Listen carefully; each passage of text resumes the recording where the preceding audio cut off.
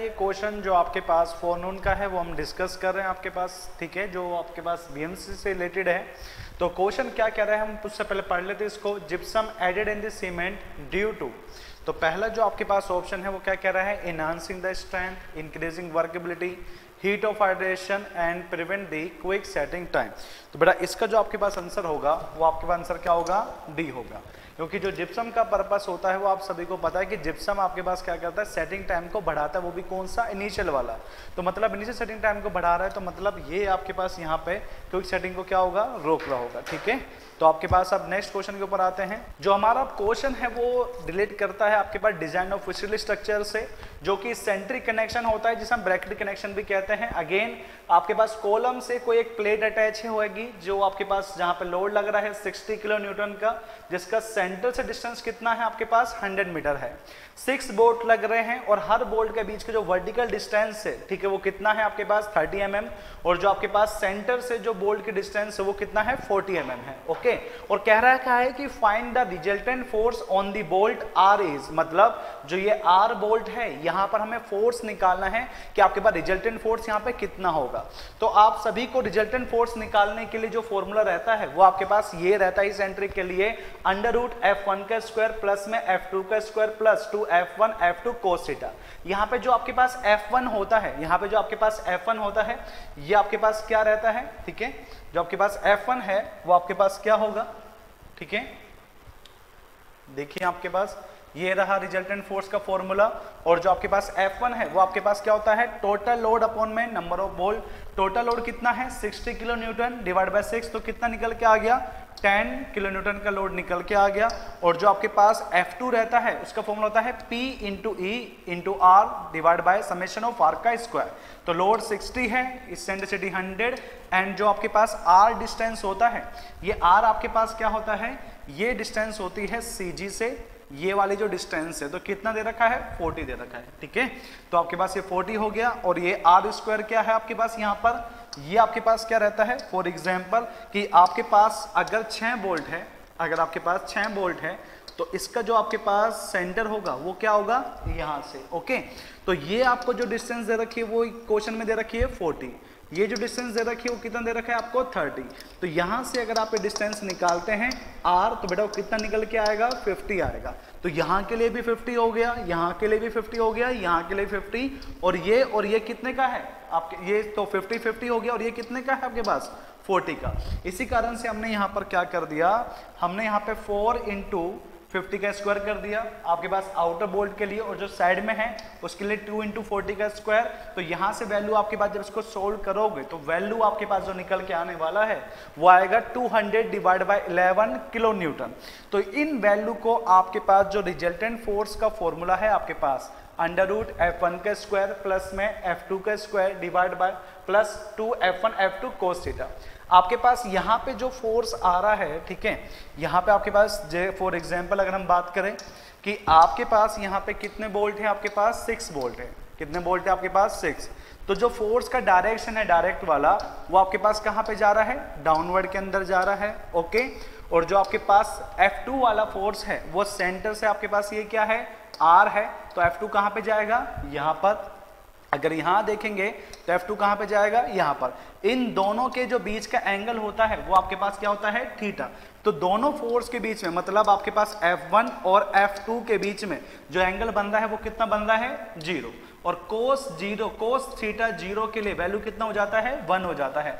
तो जैसे आप इसको वैल्यू को 1 पुट करोगे तो आपके पास जो इक्वेशन सोल्व होगी वो क्या होगी, a प्लस बी का स्क्वायर का अंडर रूट, तो स्क्वायर से अंडर रूट कट हो जाएगा, तो F1 प्लस F2, F1 का वैल्यू कितना था बेटा 10 था, और F2 का वैल्यू कितना था 200 डिवाइड बाय 11।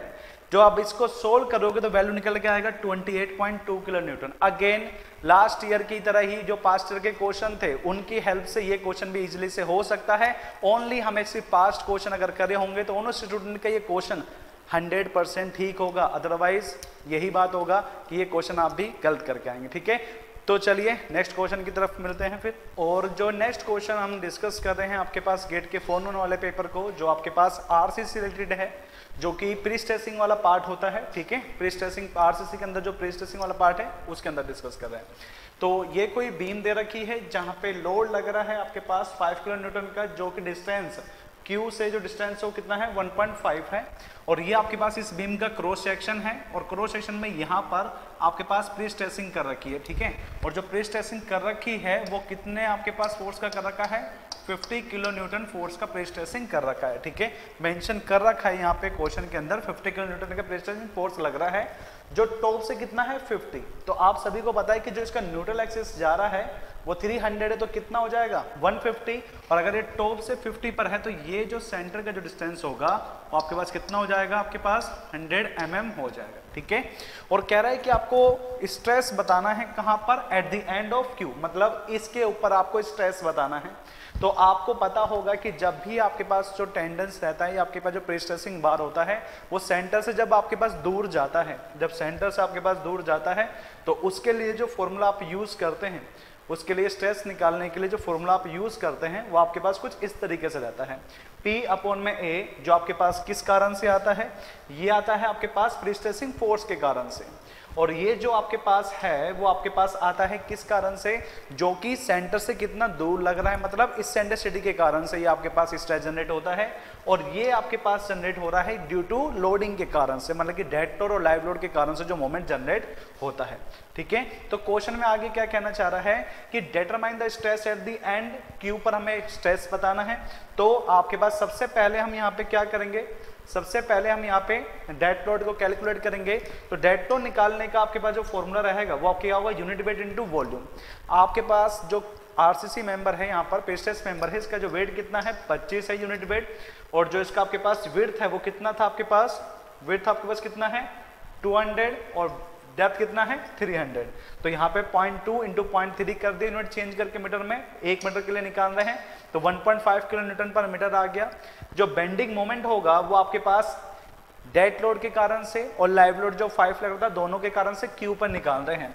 तो आपके पास ये जो आपको हो गया 5 इंटू 1, 5 इंटू 1.5, 5 इंटू 1.5, और ये आपके पास हो गया किसके लिए, डेड लोड के कारण से, ठीक है।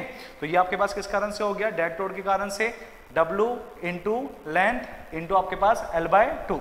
तो जो बेंडिंग मोमेंट आ रहा है डेड लोड और लाइव लोड के कारण से वो कितना निकल के आ रहा है 3.1875 किलो न्यूटन मीटर, ठीक है। तो किस में हो जाएगा, किलो न्यूटन मीटर के अंदर हो जाएगा।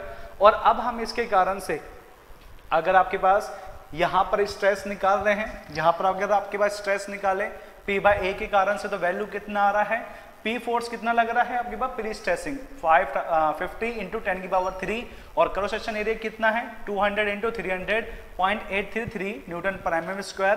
PE इंटू जेड, तो P तो फोर्स अगेन 50 इंटू 10⁻³ और इसेंट्रिसिटी कितना था न्यूट्रल एक्सिस से आपके पास 100 और जेड क्या होता है अगेन BD²/6, तो कितना आ गया 1.67 आ गया। M/Z ये बेंडिंग मोमेंट के कारण से स्ट्रेस होता है, आपने देखा होगा। आपको प्योर बेंडिंग इक्वेशन आपके पास जो रहती है M/Y = M/ आपके पास I = E/R, यहाँ से इन दोनों का यूज करके हम इस स्ट्रेस को निकाल लेते हैं, ठीक है। तो ये आपके पास आ गया 3.0625। ये आपके पास आने के बाद में जो आपके पास फॉर्मूला था ये टॉप के लिए हो गया, टॉप के लिए पॉजिटिव रहता है, ये अभी पॉजिटिव रहता है और ये नेगेटिव रहता है। इनकी वैल्यू को पुट करोगे जो हमने पीछे निकाला था, तो टॉप पे तो स्ट्रेस आ रही है 0.56 न्यूटन पर mm स्क्वायर, और जब बॉटम पे निकालते हैं आपके पास स्ट्रेस को तो ये वैल्यू नेगेटिव हो जाती है और ये पॉजिटिव हो जाती है। तो ये नेगेटिव हो गया, पॉजिटिव हो गया, तो स्ट्रेस कितनी आ रही है 2.225। तो टॉप पर आ रही है 0.56 और बॉटम पे आ रही है 2.20, मतलब जो मैक्सिमम स्ट्रेस जनरेट हो सकती है आपके पास Q एंड पर, तो वो कितना जनरेट हो रहा है 2.25। तो हम अप्रोक्सीमेट कह देते हैं कि जो आपके पास मैक्सिमम स्ट्रेस जनरेट हो रही है, जो आपके पास मैक्सिमम स्ट्रेस जनरेट हो रही है एट पॉइंट Q, तो वो कितना होगा आपके पास 2.23 न्यूटन पर mm का स्क्वायर, और यही आपके पास इसका आंसर हो जाएगा। क्लियर। तो ये आपके पास क्वेश्चन था जो आरसीसी से आ रखा था, सिंपल क्वेश्चन था, बस एक फॉर्मूला बेसिस था, जहां पे आपको फॉर्मूला पता होगा तो आप इसको कर पाओगे, अदरवाइज नहीं हो पाएगा, ठीक है ना। चलिए, इस you really like the video, please hit the like button, share the video, subscribe to our YouTube channel and press the bell icon for the latest updates. Thank you.